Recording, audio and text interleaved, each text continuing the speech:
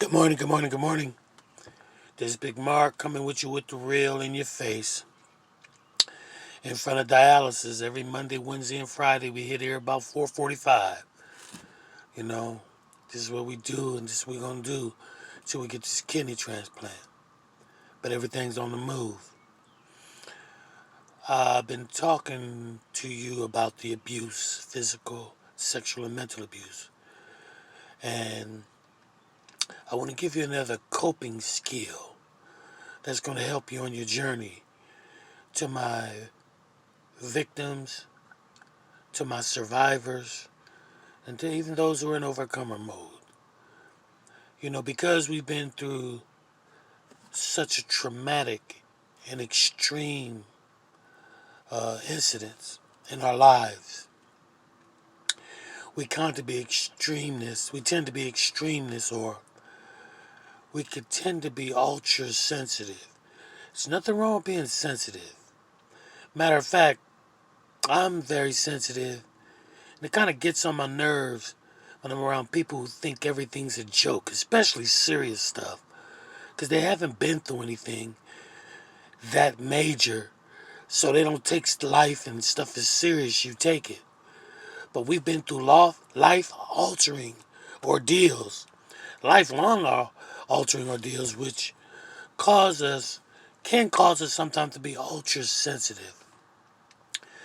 And when you're ultra sensitive, you tend to let your emotions dictate your decision making, how you think, and a lot of other facets of your life. It's very, very important that you don't allow your emotions to be the puppet master in your life, especially these negative emotions. Because emotions are attached to depression, and no one's exempt from depression. And depression starts with negative emotions. You got chronic depression, you got clinical depression, but we're talking about emotions being the ruling factor in your life.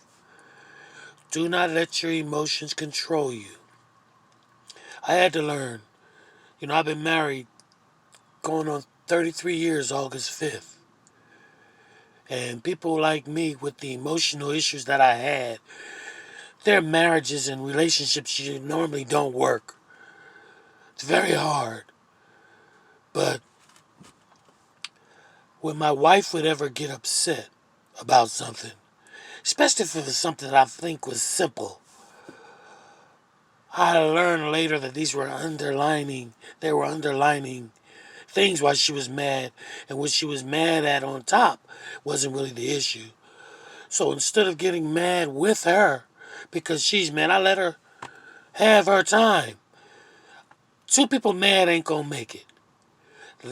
Whoever gets mad first, let them have it. Listen to them. And that way you can get to the bottom issue of what's going on. But I had to learn to control my emotions and learn when to hold them, when to fold them. Don't get mad at everything. Don't let everything upset you very easily. Certain things are going to rub you or touch you that is not going to touch the everyday person. And when you're a sensitive person already by character, and then you go through some of these traumatizing experiences like me, then you will become ultra sensitive, and your emotions tend to run your life. It's a bad situation when you're ruled by your emotions. So you got to check yourself before you wreck yourself, because being ruled by your emotions is bad for your health. So, think about that. Do not let your emotions rule you. Calm down before you act, or calm down before you react. Don't act out of emotions. Don't let your emotions rule you. Sometimes you got to take a deep breath. Sometimes you might have to take a walk. Or sometimes you just might have to just collect yourself. But don't let your emotions rule you to the point where you can't control yourself. This also takes self-discipline.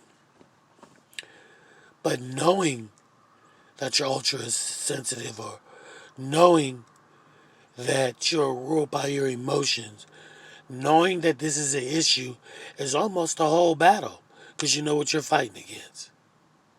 So remember, emotions are good. They let you know how you feel. They let you know when things are happening. They're signals, but they're not the ruling factor. All right. Yo, remember, flying's a lot like falling till you hit the ground. So keep your head up. Peace.